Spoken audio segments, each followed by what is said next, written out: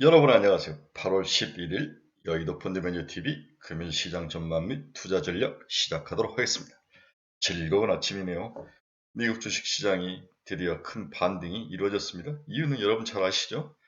미국 7월 CPI가 8월에 발표됐는데 뭔가 새로운 모멘텀으로 등장했습니다. 우리가 생각해서 8.7에서 8.8 누그러들지 않을 것이다. 이 정도 예상을 했었는데 8.5까지 생각보다 더 하락률이 큰 그러한 영향이 주식시장에 긍정적으로 나타난 것으로 보입니다. 일단 가솔린 가격이 전월 비해서 7.7이나 하락했고 에너지 가격이 4.6, 중고차가 마이너스 0.4, 항공 가격이 마이너스 7.8 이렇게 CPI를 끌어내리는 주요 팩터가 된 거죠. 그렇죠? 반대로 이제 식품 가격은 플러스 1.1, 중고차 가격은 0.6, 주택 가격, 임대료 같은 건 0.5 상승하고 상승과 하락 업종이 뚜렷했는데 일단 CPI를 구성하는 항목 중에서 가장 중요한 가솔린, 에너지, 중고차, 항공료 가격이 크게 하락을 하면서 8.5까지 CPI가 하락하는 그런 긍정적인 모습이 나타났습니다. 그러나 이 펫이 정말 중요하죠. 물론 CPI가 시장에 중립적이고 부정적일 거라는 의견이 훨씬 많았죠. 그렇다는 것은 CPI가 크게 하락할 거라는 그런 긍정적인 가정이 크게 반영되지 않는 수치이기 때문에 한 번 더 시장에 긍정적으로 반응할 가능성이 있으나 그렇게 오래 지속될 것 같지는 않다. 이제 시장의 관심은 경기 침체 쪽으로 갈 수 있는 거죠. 혹시 경기가 또 침체하는 게 아닌가.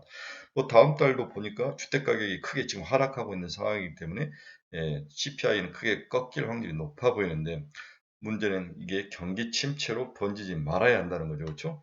이러한 여러 가지 생각들이 막 섞여서 나타날 것 같은데 오늘은 가장 주의할 게 윗꼬리 달고 내려올 확률, 그 다음에 어느 섹터와 업종이 올라갈 거냐, 우리는 어디에 배팅을 해야 되는 것이냐, 또 머리가 복잡하죠.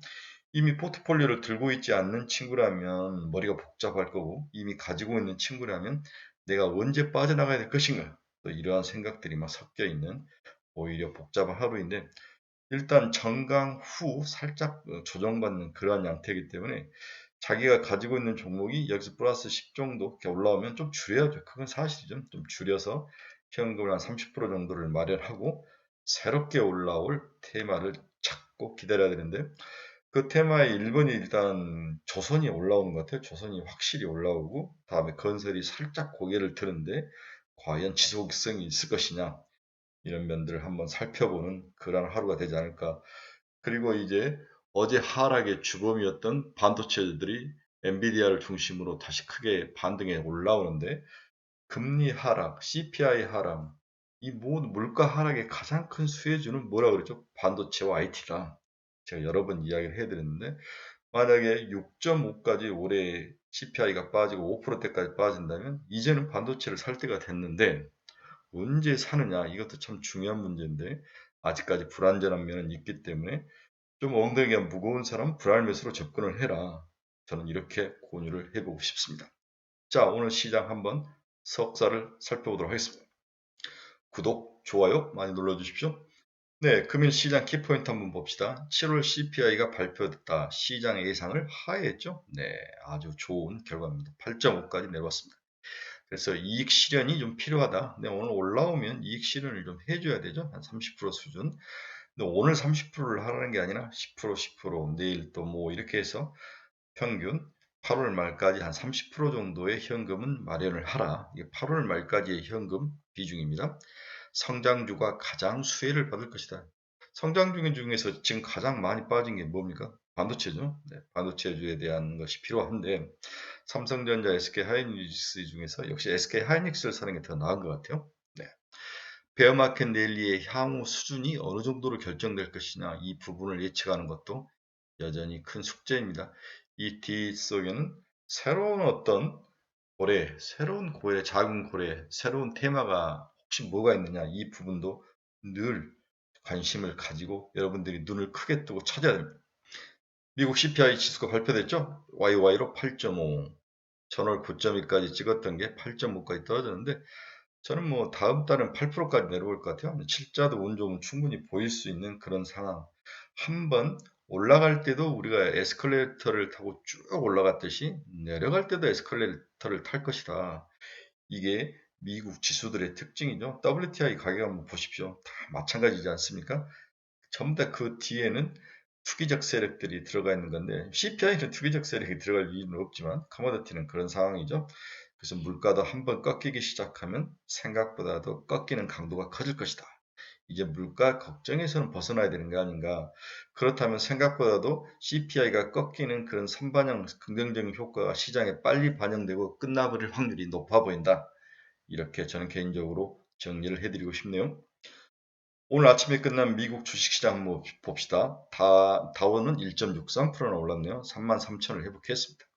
나스닥도 2.89나 회복하고 12,854까지 올라와 있습니다. S&P 500이 4,200을 회복을 했네요. 2.13% 회복하며 미국 주식시장은 강한 CPI 하락에 의한 그러한 긍정적인 효과가 나타났습니다. 네, 어제 저녁에 끝난 유럽을 보면 영국은 0.25% 상승해서 끝났고요. 프랑스는 0.52%, 독일은 1.23% 상승하며 장을 마쳤습니다. 반면 아시아는 일본 0.65%, 상해 0.54%, 항생 1.96% 이렇게 하락으로 아시아 시장은 끝이 났습니다. 오늘 아침 한국경제TV가 전해주는 금일시장 키포인트 한번 봅시다. 7월 CPI 전년비 8.5, 미국 근원 CPI 전년비 5.9, 6.0에서 살짝 빠졌네. CPI, 근원 CPI는. 네. 바이든 물가 상승률 완화 조짐, 인플레 대책 영향이 긍정적으로 작용했다. 자기 자랑을 하고 싶은 거죠. 그러나 여는 총재들은 시카고은행 총재는 7월 CPI는 긍정적이다. 그러나 인플레는 여전히 높다. 이런 이야기를 하고 있습니다. 미니애폴리스 총재도 인플레가 매우 높다. 공격적인 금리 인상은 추가로 이어질 것이다. 하지만 9월에 페드의 금리 인상은 75bp가 아니라 50bp로 예상을 해야 될 것 같습니다. EIA가 주간 원유 재고를 발표했는데 545만 7천 배럴로 증가했다고 이야기를 했습니다. 예상보다도 재고가 늘어났네요. 미 상무부 장관이 반도체 육성법 4천억 달러 투자를 촉진시킬 것이다. 4천억 달러를 썼으니 또 투자가 촉진될 것이다. 이렇게 이제 현재 자기의 정책들을 자랑을 하고 있는 거죠. 제가 여러 번 이야기했지만 지금 미국에는 두 개의 큰 날개가 있지 않습니까? 경제를 움직이는 하나는 패드가 있죠. FOMC 회의를 주관하는 패드, 미국 연방은행이 있고 또 하나는 미국 재무부를 중심으로 미국 정부가 있는데 지금 CPI 때문에 미국 정부가 뭔가를 거의 못하고 있는 상황이죠. 이제야 인플레이션 감소법이라든지 반도체 육성법 이런 것들을 시장에 통과시키면서 활성화 정책을 쓰고 있는데 이러한 것들이 적극적으로 미국 정부의 이제 날개의 한 축이 적극적으로 정책을 쏟아낸다면 우리가 그렇게 우려했던 경기 침체는 심하지는 않을 것이다. 페드는 이미 이제 정리가 거의 된 것 같고 자기 스케줄대로 금리 인상을 갈 것 같고 미국 정부가 새로운 성장의 한 축을 담당해야 되는데 서서히 그 역할을 할 것이다. 세계에서 가장 정책을 잘 쓰는 나라가 미국이지 않습니까? 이런 면에서 우리가 생각했던 경기 침체는 오지는 않을 것이다. 이게 이제 제가 바라보는 시장의 생각이죠. 그렇다면 올 하반기에 금리도 서서히 줄이고 우리가 생각하는 것보다도 긴축이 좀 적어지고 그 다음에 경기는 좋아지고 지금보다는 좋아지고 만약 이게 멈춘다면 작은 골디락스로 인해서 주가는 상승할 확률 그러한 환경은 충분히 마련된 게 아닌가 이런 긍정적인 시각으로 시장을 봐야 되는 게 아닌가 이 이야기를 제가 여러분들이 지속적으로 하고 있는 거죠. 네, 포드 CEO가 전기차 배터리 가격이 높은 수준을 유지할 것이라 예상을 하고 있다. 어제 이제 우리 2차전지가 굉장히 또 상승을 하면서 날아가는데 코스모 화학, 코스모 신소재 뭐 이런 종목들이 날아가면서 전체적으로 2차 전지가 좋았는데 오늘도 나쁠 것 같지는 않습니다. 미국 달러 지수는 1.07% 하락했네. 이제 105까지 내려왔습니다. 달러 약세, 다른 이머징과 유럽 통화의 강세 이렇게 한다면 외국에서 외국인 자금이 들어오는 것은 지속될 수 있죠. 이렇게 된다면 우리나라 주식시장도 그렇게 나쁜 상황은 아니다. 오늘은 나쁠 것 같지 않다. 이렇게 예상을 해볼 수 있습니다.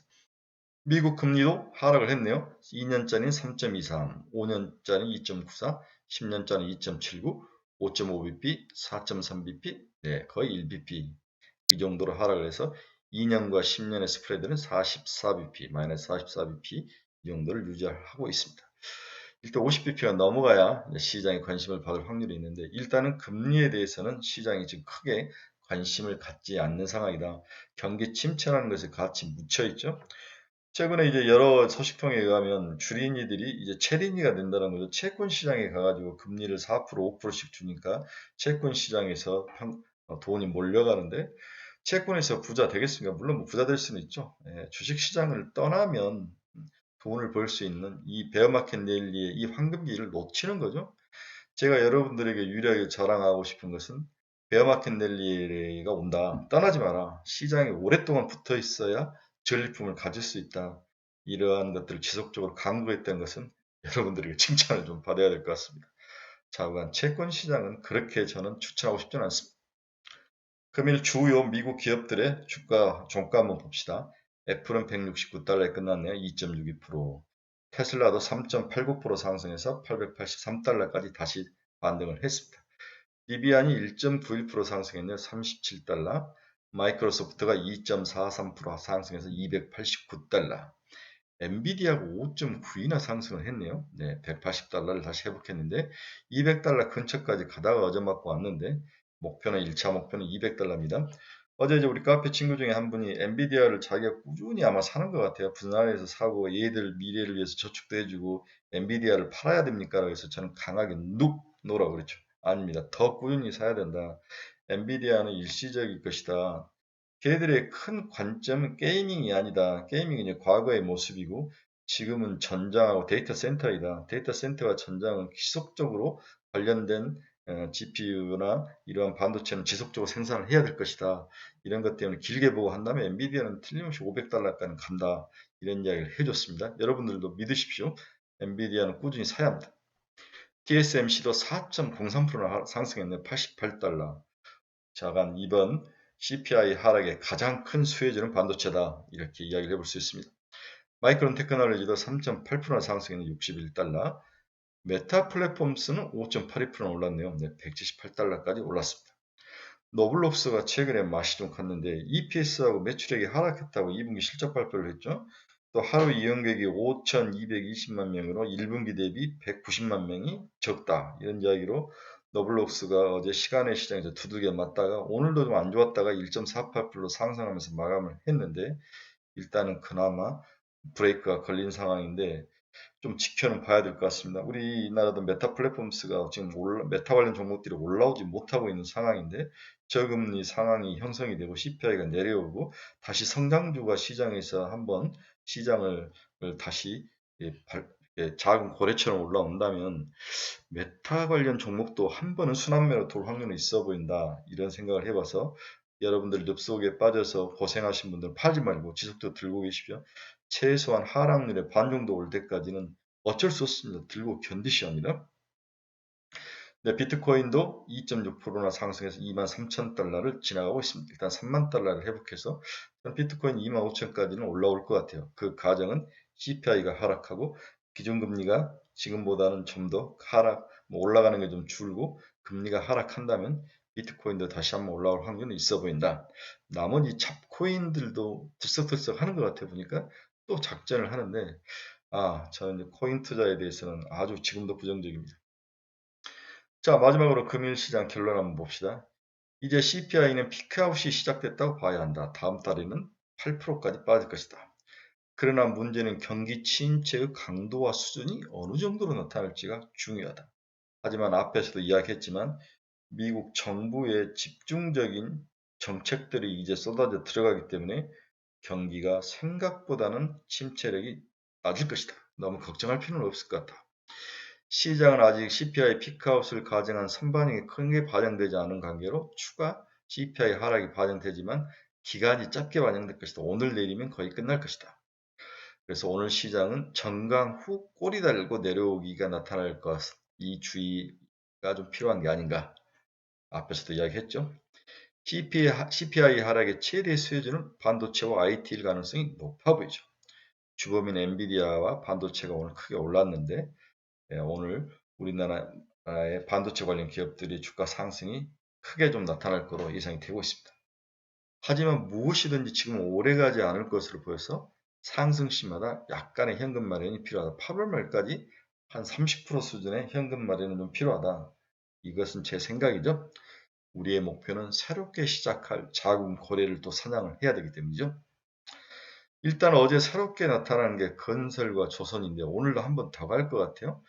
그래서 건설하고 조선을 4대6, 건설을 4, 조선이 더 좋아 보이고 기존의 강자인 로봇, 2차전지, 바이오, 그린 에너지 이렇게 한 조가 지속적으로 빼본 자기 포트폴리오의 70%는 들어가야 된다. 그리고 이렇게 넣어놓고 10%에서 15% 올라올 때마다 이익을 실현하면서 작게 먹고 나오는 전략. 이 전략을 8월 말까지 여러분들에게 제가 지속적으로 공유하는 저의 전략이죠. 네. 포스코와 아까 포스코 신소재가 어제는 계속 좋은데 오늘 추가 상승하면 일부 30%는 이익 실현을 해라.